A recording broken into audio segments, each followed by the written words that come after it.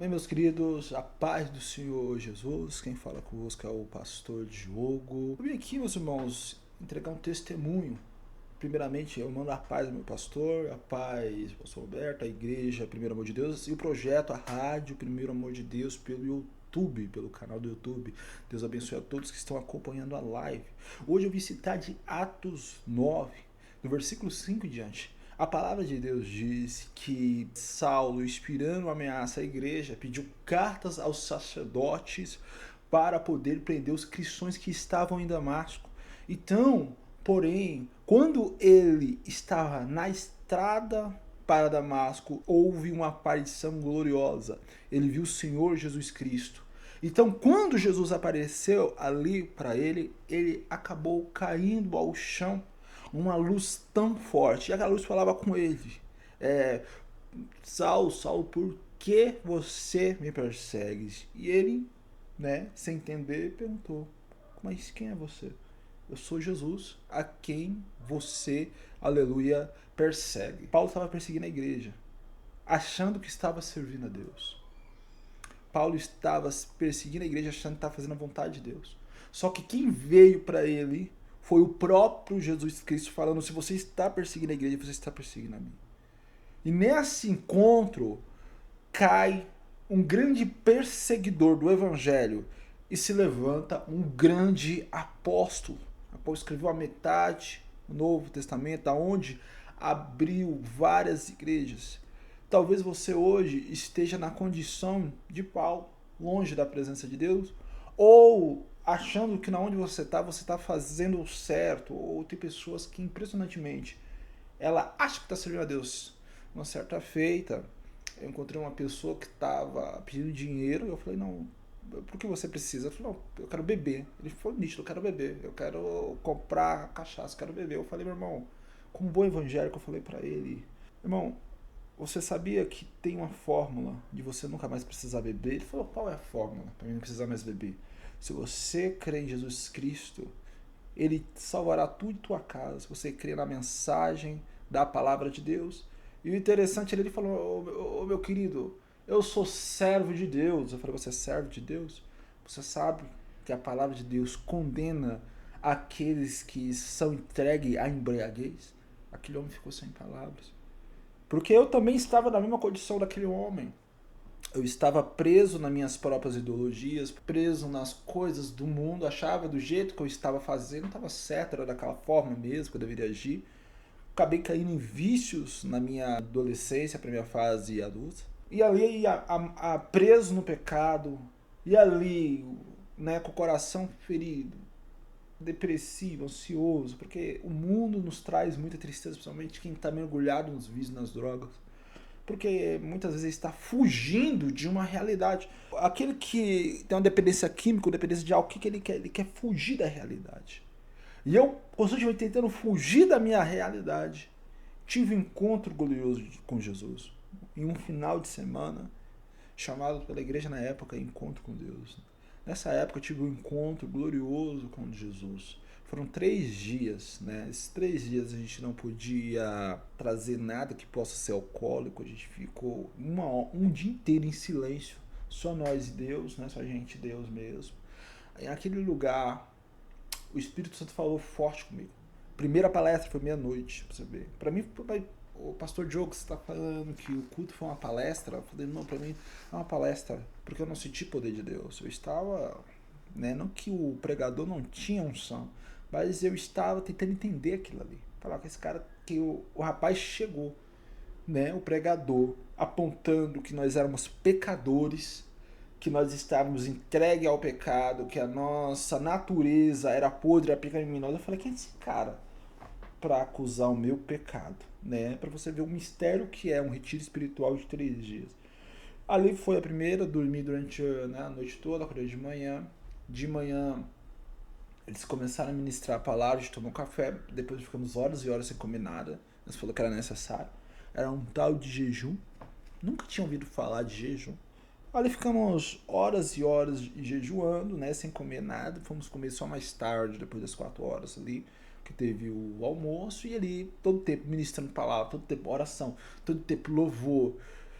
E aí eu não conseguia entender, né, o que estava acontecendo. Para mim só era realmente histórias e histórias, né? E chegou um certo momento, no outro dia, eles falaram: agora vocês não vão poder falar com ninguém, né? Às vezes as pessoas escandalizam, falam como assim? Parece algo manipulador, mas não. Era uma estratégia, porque às vezes a gente precisa ficar em particular com Deus, em silêncio, para que Ele possa falar com você. E ali eu fiquei em silêncio, né? E pensando: caramba, quando eu vou sair daqui, eu preciso bolar meu baseado, eu preciso tomar minha bebida, eu preciso voltar, né, para meu rolê, o que está acontecendo, né? Mas só tenho mais um dia e ficamos em silêncio sem poder falar com ninguém. E ali eles falou: é hora de buscar o Espírito Santo. Eu falei: buscar o Espírito Santo? O que é isso? Buscar o Espírito Santo de Deus. E ali começaram: clame, clame. Eu falei: todo mundo está clamando, eu vou entrar nessa onda também, né? Vamos ver como vai ser isso. E começamos ali a clamar, a orar, a buscar, a interceder, orando, orando, orando, orando, buscando, buscando, buscando. Foram, acho que 1 hora em oração. E ali, quando acabou, eles falaram: pode ir no banheiro, beba uma água e depois retorna. Quando aquilo acabou, quando eu saí pro lado de fora do local, eu comecei a ver tudo em onda. Como eu tivesse bêbado. Vindo tudo em ondas. Liberaram a gente pra ir pro banheiro, fui pro banheiro. Retornamos, eles fizeram como fosse uma cena de teatro, como a gente tivesse, né? Como Cristo na cruz.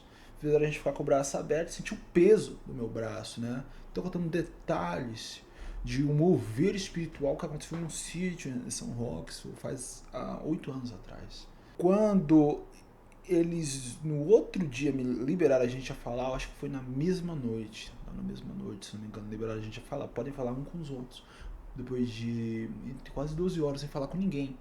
Nesse tempo eles falaram: vocês podem ler Bíblia, orar a Deus, falar a Deus, mas com as pessoas que vocês não falam. Precisar de alguma coisa, vamos servir vocês. Então, quando eles liberou pra falar, meu irmão, e eles perguntou pra mim: e aí, o que você achou? Eu falei: meu irmão, eu tô sentindo uma paz, principalmente naquela parte da administração. E comecei a ministrar, e comecei a pregar a palavra, comecei a falar do jovem rico, comecei a falar que ele rejeitou a Cristo, o motivo que ele rejeitou, que ele estava fixado nas coisas materiais, né, tudo mais, e citando as coisas bíblicas, pregando e falando do evangelho numa energia, num amor, numa força. E as pessoas olhando: nossa, você tem costume de ler a Bíblia? Cara, eu nunca tinha parado para ler antes. Mas parece que aquilo já estava no meu coração. Não tinham realmente ministrado certinho aquela passagem. Mas aquela passagem veio no meu coração e eu comecei a ministrar. E eu falei: eu quero me batizar. Estou, né, com a presença forte de Deus. Estou sentindo aquilo. E Deus ali fez um transformar no meu coração. Porque quando Deus, quando Ele contra a gente, Ele tira tudo que é ruim. Então, por que a palavra de Deus fala nascer de novo? Jesus falou para Nicodemos: não tem como um homem entrar no reino de Deus se ele não renascer de novo das águas. O que é o renascer? É uma nova criatura. Eu nasci como eu tivesse nascido de novo. Como meu passado conturbado não existisse. Eu estava naquela fome, naquela energia. Aí eles falaram: cara, vamos dormir. Deu a hora de dormir. Eu lembro que o poder espiritual naquele lugar era tão grande que uma das pessoas manifestou ali um espírito maligno de pombagira. Expulsamos, né? Expulsaram aquele demônio. Aquele rapaz ficou liberto. Aí falou: vamos dormir, que amanhã tem mais. Dormi. E ali Deus veio em mim em sonho. Aí Deus falou comigo: ó, eu tenho um chamado pra tua vida. Primeiramente, vou te dar uma família numerosa. A caminhada é longa. A caminhada é sofrida, vai levar sua vida toda, porque Deus, quando chama a gente, não é pela metade. Ele quer a nossa vida. Vai ser anos e anos, seu ministério vai impactar a vida de muitas pessoas e desde já um espinho na sua carne, que você vai lutar a sua vida toda. E a palavra de Deus diz, Jesus falou: aquele que quiser vir após mim, negue a si mesmo, né? Carregue tua cruz dia após dia e me siga. O evangelho não é para amador. O evangelho é para pessoas que realmente entregaram a vida para Cristo e abandonaram este mundo para viver uma vida santa diante de Deus. Deus preparou a porta de salvação para nós. E ali eu entendi a salvação e a graça, a palavra de Deus, a graça gratuita dele para a nossa vida. Ali eu entendi para que eu fui chamado, qual era o foco da minha vida, porque eu não tinha objetivo de vida. Muitos vivem hoje no mundo sem saber para que nasceu. E eu quero profetizar que você não é fruto de um sexo, de qualquer pessoa, que muitas pessoas eram para ter sido abortadas e hoje vivem, mas não sabem o seu objetivo.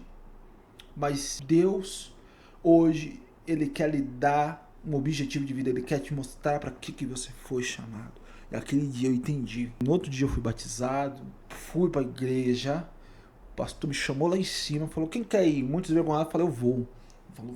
Eu comecei a pregar, eu falei, meus irmãos, Deus transformou minha vida, quero transformar a minha família, quero levar o evangelho, e guardem a fé, a igreja foi a loucura, e olha que eu tinha ali muita timidez, ali o Espírito Santo me tomou numa ousadia, foi algo magnífico.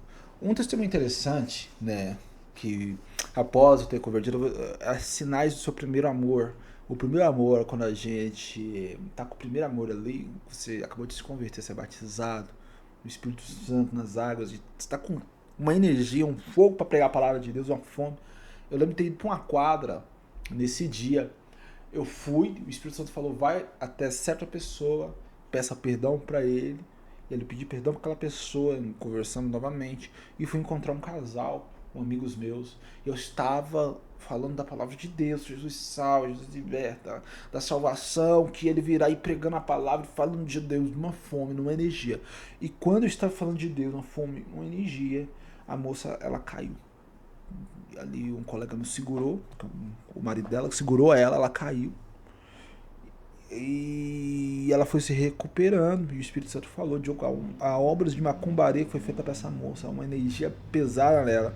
E através da palavra que você estava ministrando, aquele mal foi expulso da vida dela.